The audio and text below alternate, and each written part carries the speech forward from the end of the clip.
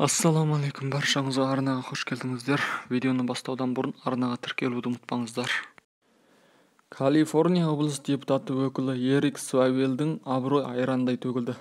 ақш барлау сарапшылары бұл Қытай тыңшыларының қолына түскен санаулы саясаткерлер емес деді.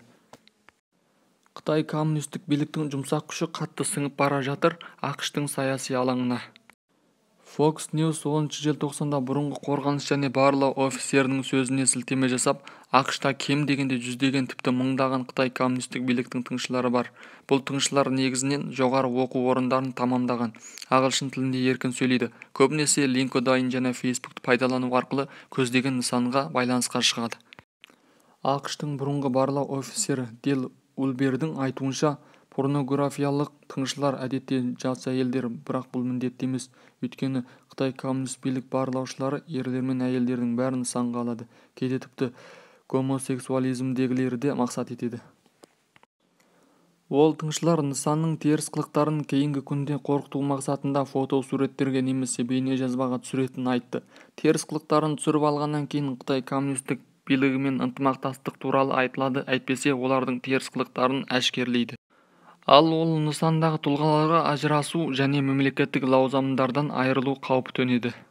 ақш барлау қызметінің бірнеше бұрынғы шенеуніктері Foxқа Қытай коммунист партияның тыңшыларының әртүрлі мақсаттары мен себептері болғанын айтты. Мысал ретінде Свавелді келтірді. Олар тек негізгі нысанаға ғана емес, сонымен қатар Свавелдің айналасындағы адамдарды да қамтыды. Мысал, олар көптеген достарымен, көмекшілермен, өзінің қол астындағы адамдармен және тағы басқалармен байланыс орнатқан. Осы жоғары дәрежедегі нысанның қоғамдағы барлық байланыстағы адамдарды бәрін қолға түсіру мақсаты. Дереккөз қытайлық тыңшылардың көпшілігі бұдан бұрын бизнестегі тұлғалар мен жоғары деңгейдегі зертханаларда жұмыс істейтін профессорларды нысанға алатын. Ал қазір олар саяси өріске ұласқанын айтты. Саясаткерлерді тұзаққа түсіру бай миллионерден гөрі әлдеқайда оңай. Қытай тыңшысы Фан Сан-Франциско консулдығынан бұйрықтар тікелей қабылдайды. ақш орталық барлау агенттігінің бұрынғы қызметкері Даниэл Хоффманның ойынша, Қытай консулдығынан тікелей бұйрық қабылдайтын Фан-Фаннан бөлек жалғыз болып жүретін тыңшылар болады. Мақсаты нысан екеуінің арасында көбірек жеке сенімділік орнатылады және әшкерлену мүмкіндігі де тіптен төмен болады. Хоффман: олар Свавел сияқты адамдармен байланыста болады және олар кішігірім мәнсапқа шыққан кезінен бастап тәрбиелеп бастайды. Өйткені Қытай коммунист партия тыңшылары әйгілі болған танымал тұлғаға жақындау салыстырмалы түрде қиын екенін түсінеді.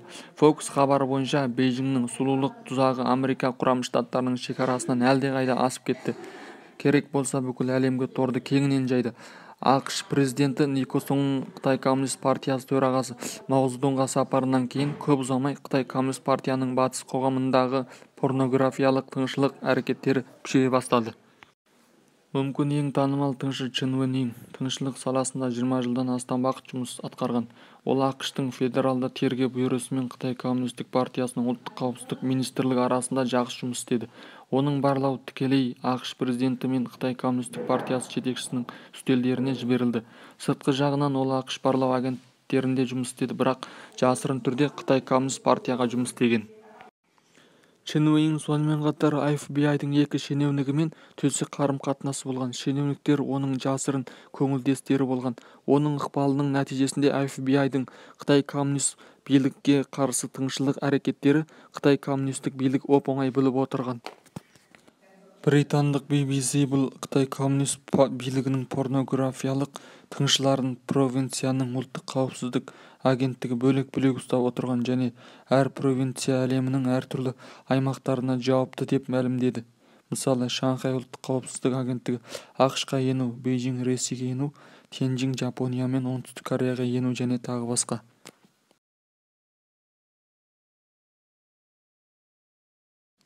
2011 жылдың басында француз барлау офицерлері Қытай коммунистік билігінің коммерциялық құпияларды ұрлау және француз азаматтарды шантаж жасау әрекеттері туралы ескерту жасады. Мұндай оқиғаларға мыналар жатады. Қытайлық тыңшы жоғары дәрежедегі француз дәрігерлік зерттеушісімен бірге төсек қатынас болған, артынан видео бопсалау үшін пайдаланды. Өткен жылы британдық MI5 әскери барлау агенттігі Қытай коммунистік билік британдық корпоративті компьютерлік индустрияға басып кіру үшін сұлу тыңшыларын қолданды деп мәлімдеді.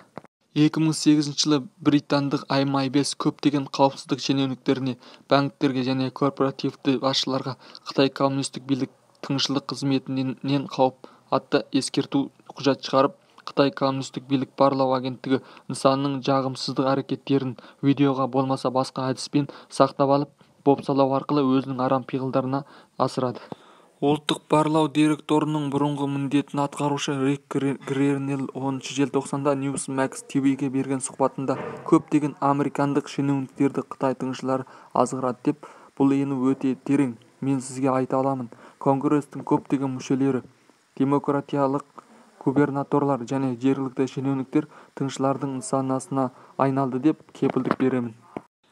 Гренелл: мен жауапкершілікпен айта аламын, шынында мен көптеген адамдардың Қытай тыңшыларын нысанаға алғанын және FBI олар туралы қорғаныс брифингтерін өткізгенін білемін.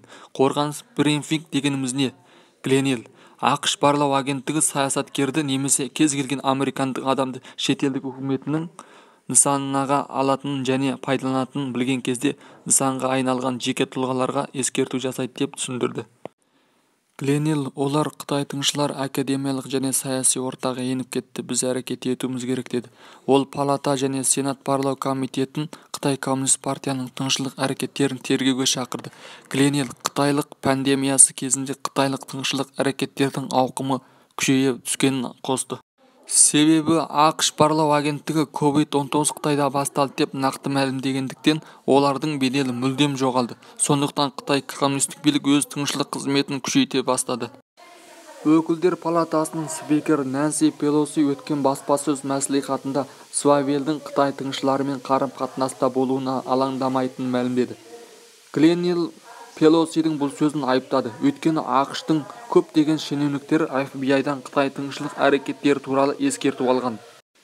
Гренелл Қытай коммунист партияның Америка құрама штаттарына жіберген тыңшылары салыстырмалы түрде жоғары білім деңгейдегі адамдар екенін айтты. Олар ағылшын тілінде сөйлейді, білу керек, американдық өмір салтын түсіну керек, бірақ сонымен бірге олар Қытай коммунист партияның саясатын өте терең түсіну керек. Сондықтан олар екі бөлек жоғарғы қоғамда араласып жүр. Гренелл Біріккен ұлттар ұйымында 8 жыл жұмыс істеді және Трамп әкімшілігі кезінде Германиядағы елші болды. Ол сондай-ақ қытайлық тыңшылар Біріккен ұлттар ұйымына бүкілдей еніп кеткенін атап кетті. Ол біздің американдық барлау агенттігі бізді мақсат еткен басқа шетелдік үкіметтердің тыңшыларының әрқашан бір саты жоғары тұру керек деп сөзін аяқтады. Достар, арнаға тіркеліңіздер, бөлісіңіздер, пікір қалдырыңыздар. Сіздердің тіркеліп бөлісіп пікір қалдырғандарыңыз біз үшін үлкен қолдау. Келесі эфирде кездескенше сау саламат болыңыздар.